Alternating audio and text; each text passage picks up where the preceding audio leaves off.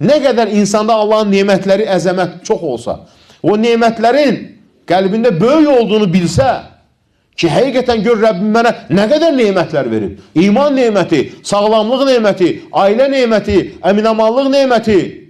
O zaman nədir? O insanın Allah'a şükrü artacaq. Amma nemətləri bilməyən, dəyər verməyən, qəlbində o nemətlər hər zaman aşağı gözdən baxan, önəmsiz görən, Allah'a şükr etməyəcək, subhanallah. Kim bu nemətləri bilir, və arafəl mun'imu bihə, yəni bu nemətləri verəni tanıyır. Kim? Etiraf Allah. Və qarra bihə, və bunu neyini təsdiqləyir? Və xada'alil mun'im, nemət verənə səcdə edir, boyun əyir, ibadət edir. Və həbbəhu, Allahı sevir.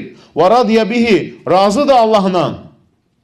Və istə'mələ fi məhəbbi, Allahın sevdiyi işlərdə bu nemətləri sərf edir.